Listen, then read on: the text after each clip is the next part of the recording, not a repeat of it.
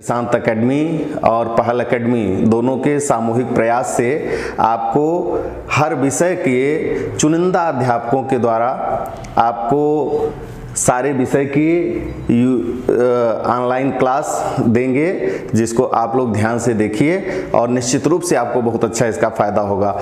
जिसमें मैं पंकज पांडे आपको मैथ पढ़ाऊंगा और हमारे और इस टीम के सदस्य आपको और भी पढ़ाएंगे। हम आज पहला पार्ट इसकी शुरुआत कर रहे हैं, तो आइए देखते हैं। दोस्तों, मैथ ऐसी चीज़ है जो कि लगभग हर कंपटीशन में आपको देना है और इसके साथ साथ आपके दैनिक जीवन में भी इसका बड़ा उपयोग होता है। तो गणित आपके हर शिक्षा के लिए बेहद ज़रूरी होती है और जो मैं आज टॉपिक लेके चल रहा हूँ, शुरुआत से एकदम चल रहा हूँ और मेरी क्लास में आप देखिएगा कि आपको यहीं पे सारी चीज़ें समझ में आ जाएंगी। सिर्फ आप 15 मिनट की हमारी क्लास देखेंगे और नंबर सिस्टम आपका तैयार हो जाएगा हमेशा के लिए। क्यों?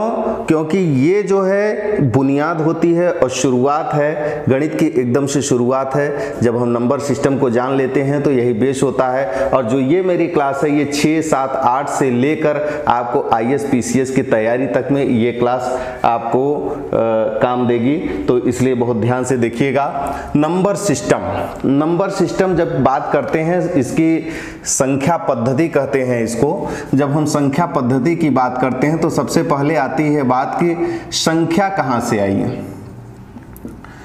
तो संख्या के लिए अंक, दोस्तों जितनी भी संख्याएं बनी हुई हैं वो सब के सब इन 10 अंकों से मिलके बनी होती हैं। 0, 1, 2, 3, 4, 5, 6, 7 और 9। ये सारे के सारे जो 10 अंक हैं, 0, 1, 2, 3, 4, 5, 6, 7, 8 और 9। ठीक है, ये 10 के 10 अंक ही मिलके सारी संख्याओं का निर्माण करते हैं। ठीक, अब जैसे संख्या क्या होती है?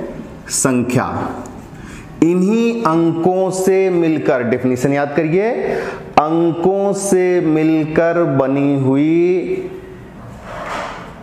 अंकों से मिलाकर संख्या का निर्माण होता है। 2 या 2 से अधिक अंकों को मिलाने से संख्या का निर्माण होता है। ये संख्या की परिभाषा हुई। संख्या यानी कि नंबर।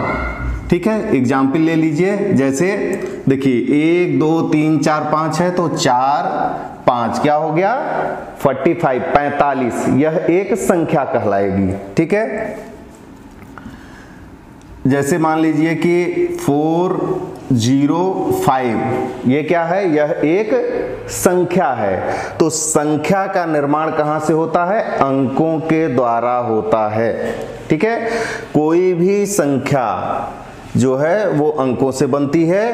अंक यही होते हैं 0 से लेके 9 तक, इनको हम अंक कहते हैं और इनसे मिला के संख्या का निर्माण होता है। इसको जो 0 से लेके 9 तक 10 अंकों से मिला के जो संख्या बनती है, इसको कहते हैं दाशमिक प्रणाली।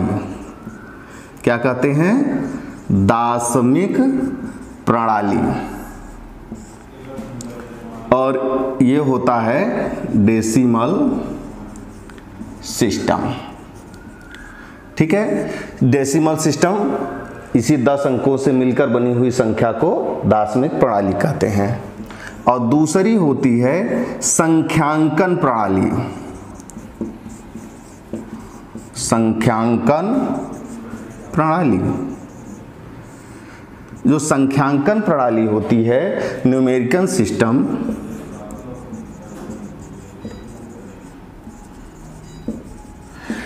ये जो संख्यांकन प्रणाली होती है, ये इंटरनेशनल जो अंक होते हैं 0, 1, 2, 3, 4 से लेके 9 तक, इन्हीं से मिला के बनता है। और यह भारतीय और अंतर्राष्ट्रीय, भारतीय और अंतर्राष्ट्रीय यानी कि हमारे नेशनल और इंटरनेशनल दोनों में कॉमन प्रयोग किया जाता है। 10 अंकों से मिलकर दार्शनिक प्रणाली और इसकी संख्यांकन पद्धति जो होती है वो अलग अलग होती है, अंतर्राष्ट्रीय स्तर पे अलग होती है, भारतीय पद्धति पे अलग होती है। दोनों को दर्शाने का तरीका हम चार्ट में आपको बता रहे हैं, ठीक है।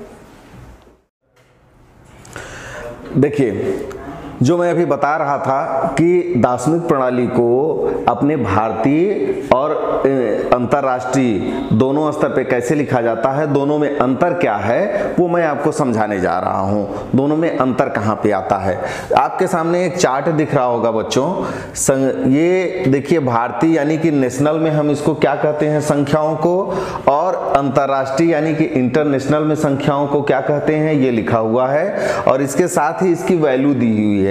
जैसे देखिए कि हम भारतीय में इकाई को एक है तो इकाई है, फिर दहाई को 10 से डिनोट करते हैं, 10 से दहाई हो जाता है। उसी तरीके सैकड़ा कितना होता है, 100 को देखिए 60 फॉर्म में याद करने के लिए हम 10 की घात के रूप में लिख रहे हैं। उससे जीरो में कंफ्यूजन नहीं होता कि 1 लाख में कितने जीरो है। अगर यहां से देखोगे तो बता दोगे कि 10 पे घाते 5 तो 5 जीरो है, नहीं तो ऐसे आप कंफ्यूज हो जाते हो। इसलिए ये ट्रिक है, ये ट्रिक हमने बनाई है कि इससे याद करने में बड़ा आसान हो जाता है कि दहाई पे 10 और सैकड़ा पे 10 पे घाते 2 यानी कि 1 के घाते 2 जीरो यानी कि 100 की बात कर रहे हैं। उसी तरीके से हजार में क्या हो जाता है, 10 पे घाते 3, 10,000 में 10 पे घाते 4 और 1 लाख की वैल्यू क्या होती है, 10 पे घाते 5 यानी कि 1 के आगे 5 जीरो। इसी तरीके से 10 लाख है, करोड़ में कितना होता है, 1 के आगे 7 जीरो होता है। ये हमारी होती है दार्शनिक प्रणाली और भारतीय पद्धति के हिसाब से। भारतीय पद्धति में होता क्या है कि यहाँ पे और इसमें अंतर क्या है कि देखिएगा कि हजार के बाद 10,000 आता है, उसके बाद फिर लाख आ जाता है, जबकि यहाँ पे यही अंतर हो जाता है। इंटरनेशनल में क्या है, यहाँ पे 3 स्टेप आगे बढ़ता है, 1000, 10,000, 100,000, राइट। देखिएगा इंटरनेशनल में क्या है, वंस के प्लेस यानी वैल्यू 1 हुई, टेंथ दहाई को वहां पे 10th यानी कि 10, सैकड़ा 100 को क्या कहते हैं, 10 पे घाते 2, फिर हजार आया आपका 1000 का क्या हुआ, 10 पे घाते 3।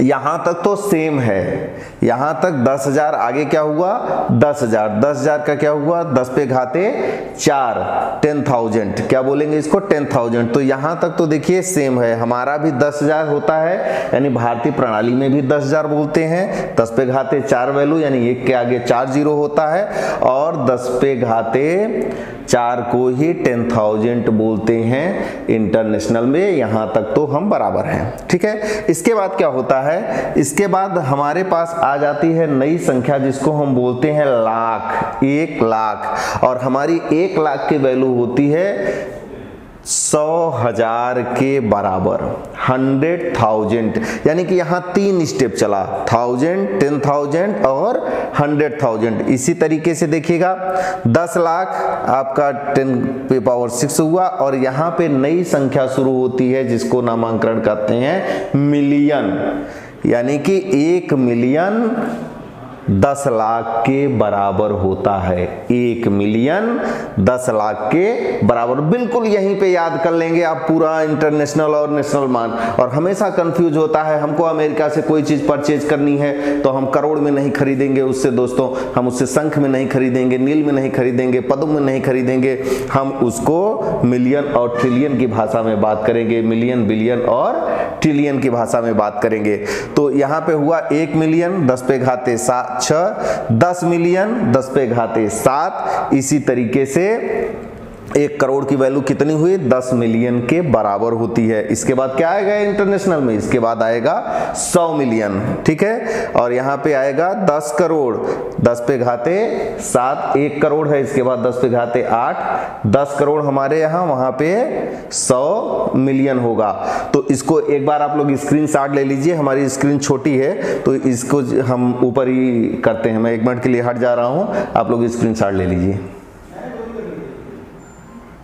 ठीक है, ले लिए हैं। अब चलिए आगे देखिए। अब मैं इसी करोड़ को यहां से ऊपर शिफ्ट कर रहा हूं। देखिएगा, करोड़ के बाद हमारे पास क्या आता है? 10 करोड़। 10 करोड़ और इसकी जो वैल्यू होती है वो होती है 10 पे घाते 8 और ये वैल्यू 10 करोड़ की बराबर होती है 100 मिलियन के बराबर। किसके बराबर होती है? 100 मिलियन के बराबर। ठीक है, इसके बाद देखिए आगे बढ़ते हैं। कुछ और है, उसको आप लोग याद कर लीजिए और फिर मैं बताता हूं कि इसका इस तरीके से ट्रिक से याद करने के आपको फायदे क्या मिलेंगे और क्या फायदा मिलने वाला है।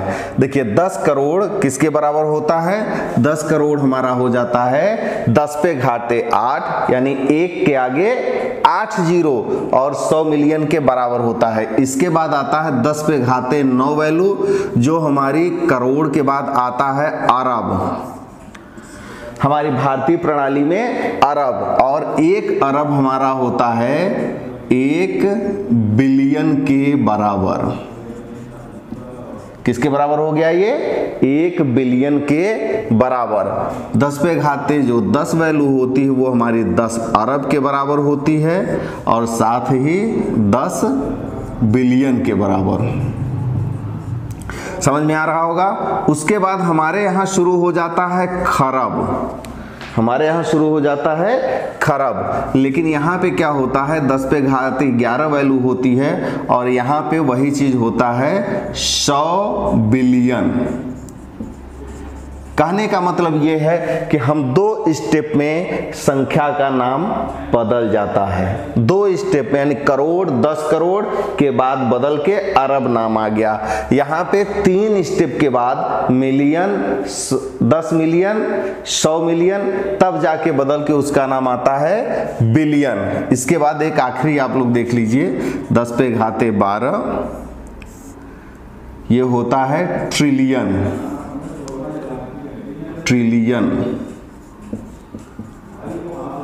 क्या शुरू हुआ? अगला ट्रिलियन। ठीक है, इसी तरीके से यहां पे हो जाएगा खरब। खरब के बाद क्या आएगा? 10 खरब। बहुत सिंपल।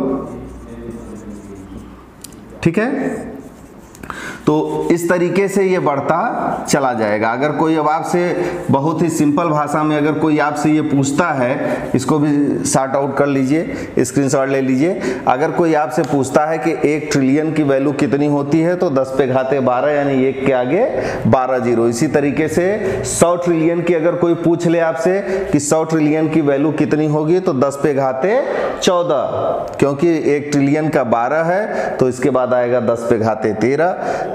10 पे घाते 13 10 ट्रिलियन के बराबर और इसके बाद 10 पे घाते 14। यहां सबसे सिंपल बात आती है कि क्वेश्चन कैसे बनता है। यहां पे क्वेश्चन देखिए बहुत सिंपल होता है। क्वेश्चन इस तरीके से बनता है जैसे कोई आपसे ये पूछ ले कि 1 करोड़ में, ठीक है, 1 करोड़ में कितने बिलियन होंगे। चलिए अभी और छोटा प्रश्न करते हैं क्योंकि ये बड़ा हो जाएगा आपके लिए। मान लीजिए कोई पूछे आपसे 1 खरब में कितने करोड़ होंगे, तब आप क्या करेंगे? 1 खरब में कितने करोड़ होंगे। सिंपल सी बात है। कह रहा है, क्वेश्चन है कि 1 खरब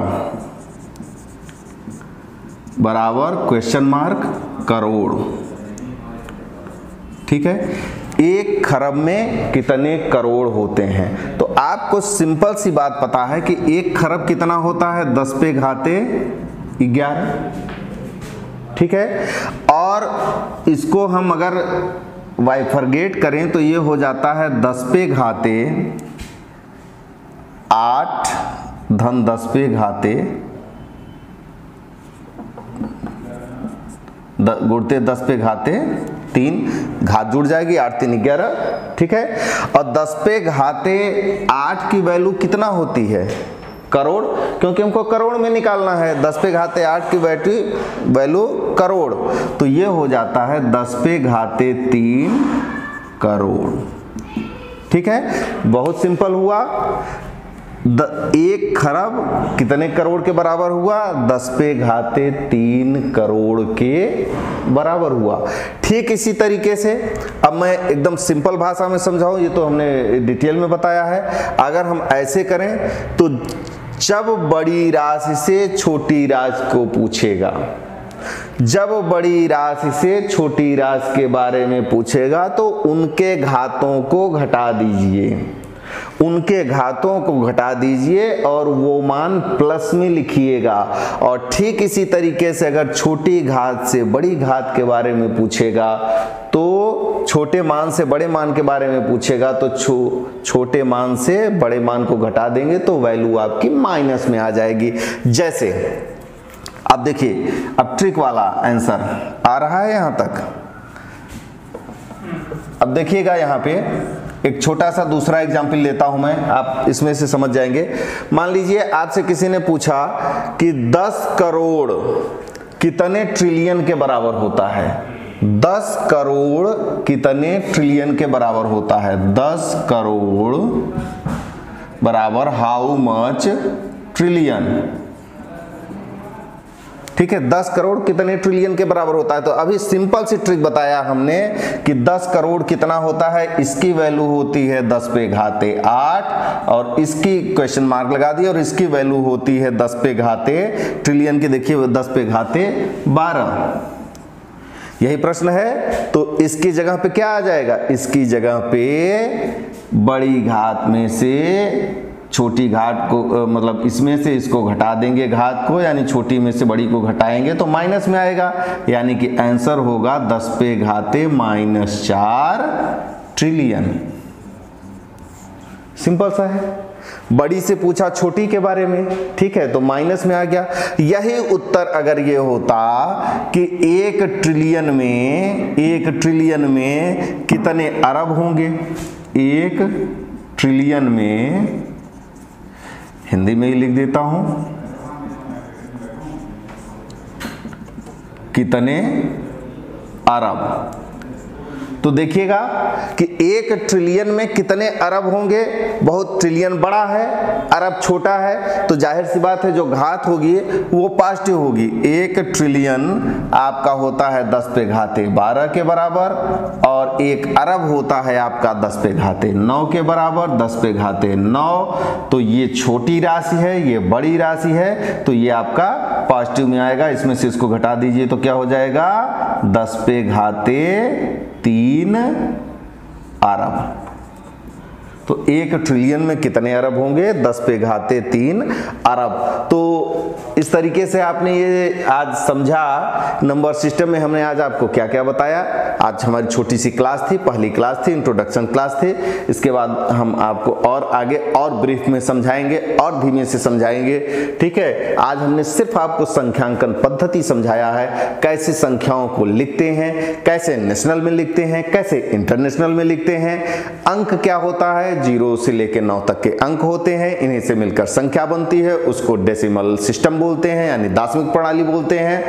इसी का न्यूमेरिकल सिस्टम जो सांख्यिकी संख्यांकन प्रणाली है वो आपके सामने प्रस्तुत है। ये 2 तरीके का होता है, एक नेशनल होता है, एक इंटरनेशनल होता है। नेशनल में आपका क्या होता है कि इकाई, दहाई, सैकड़ा, हजार, 10,000, लाख, 10 लाख, करोड़, इस तरीके से होता है। उसी तरीके से आपका इंटरनेशनल में 1, 10th और आपका 100, 1000, 10,000, 100,000, वहां पे 3 स्टेप चलता है, ठीक है। फिर मिलियन, 10 बिलियन, 100 मिलियन, इस तरीके से उसके बाद बिलियन एंड ट्रिलियन करके आता है। तो इस तरीके से आपने आज ये जान लिया कि कैसे हम संख्या का निरूपण करते हैं, और दोनों संख्याओं में हमारे नेशनल प्रणाली और इंटरनेशनल प्रणाली में अंतर क्या है। इसके साथ साथ हमने सीखा, छोटे से हमने 2 क्वेश्चन बताए, आगे और बताएंगे कि कैसे हम कन्वर्ट करते हैं छोटे से बड़े में, बड़े से छोटे में। घात के रूप में याद कर लीजिएगा, सिंपल सी ट्रिक है, आधे मिनट की ट्रिक है कि बड़े से अगर पूछा जाए छोटे में तो घात को घटा दीजिए और माइनस लगा दीजिएगा, और छोटे से बड़े में पूछा जाए, ठीक है, तो छोटे से बड़े में कि 1 अरब से ट्रिलियन कितना होगा, तो घात को घटा दीजिएगा, माइनस लगेगा, बड़े से छोटे में आपका प्लस आएगा। ठीक है, समझ में आ गया? आशा करते हैं आपको बहुत बढ़िया समझ में आया होगा। आज की क्लास यहीं पे समाप्त करते हैं। कल फिर आपका नंबर सिस्टम का दूसरा पार्ट लेके हाजिर होंगे आपके सामने में। आप ध्यान दीजिए, अपने दोस्तों में शेयर करिए। पहल एकेडमी और त्रिशांत एकेडमी के सामूहिक प्रयास से हम आपको trisantaacademy.in के वेबसाइट पे आप जाके सर्च कर लीजिए, वहां पे हम मिलेंगे। और इसके साथ साथ पहल एकेडमी के यूट्यूब चैनल पे भी आपको ये वीडियो देखने को मिलेगा। बहुत बहुत धन्यवाद।